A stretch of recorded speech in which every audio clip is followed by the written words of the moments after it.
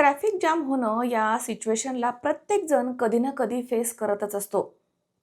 अगदी 5-10 मिनिटाचा जरी ट्रॅफिक असेल तरी जीव मेटाकुटीला येतो. पण ट्रॅफिक जाम होऊन तब्बल 32 तास वाहतूक ठप्प झाली. त्यावेळी नागरिक हतबल झाले, हताश झाले आणि भयंकर त्रस्त झाले. आणि तब्बल 32 तासांनंतर हा मृत्यूचा थरार अखेर संपला. मुंबई पुणे एक्सप्रेस वेवरती 3 फेब्रुवारी रोजी संध्याकाळी 5च्या सुमारास खालापूर जवळील आडोशी बोगद्याच्या जवळ एका गॅस टँकरच्या अपघातानं संपूर्ण महामार्ग वेठीस धरला होता. प्रोपिलिन गॅस वाहून नेणारा एक टँकर एक्सप्रेस वेवरती पलटी झाला आणि सुरू झाली गॅस गळती. प्रोपिलिन गॅस हा इतका ज्वलनशील आहे की त्याची एखादी छोटीशी ठिणगी जरी पडली तरी मोठा अनर्थ घडला असता. आणि हा धोका लक्षात घेऊन प्रशासनानं यावेळी दोनही साईडची वाहतूक रोखून धरली आणि त्यानंतर सुरू झाला वाहतूक ठप्प होण्याचा थरार. प्रवाशांनी यावेळी नरक यातना भोगल्यात. मुंबई पुणे एक्सप्रेस वे होता तो. इथे आजूबाजूला ना कुठली दुकानं, ना कुठले हॉटेल्स, ना कुठले वॉशरूम्स, ना कुठले मेडिकल्स. 20 ते 30 किलोमीटरच्या रांगांमध्ये अडकलेले प्रवासी, यामध्ये लहान मुलं, रुग्ण, वृद्ध माणसं. कोणाचा काय प्रॉब्लेम तर कोणाचा काय प्रॉब्लेम.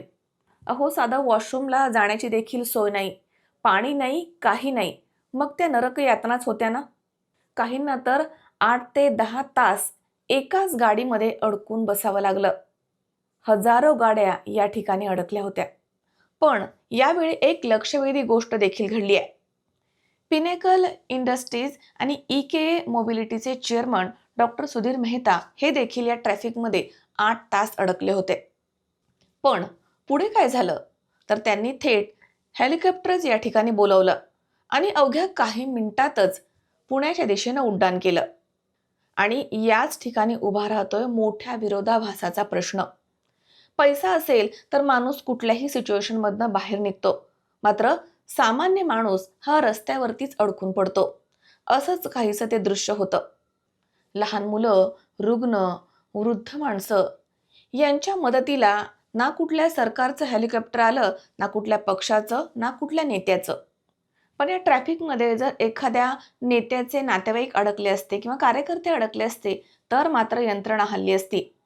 पण आता काय, फक्त चौकशी. हा फक्त ट्रॅफिकचा प्रश्न नाही, तर ज्यांच्याकडे पैसा आहे, सत्ता आहे, त्यांच्यासाठी वेगळी व्यवस्था. आणि सामान्य माणसांचं काय? त्यांना फक्त प्रतीक्षा आणि त्रास. या बाबतीत तुम्हाला काय वाटतं? कमेंट करून नक्की सांगा आणि व्यक्त व्हा.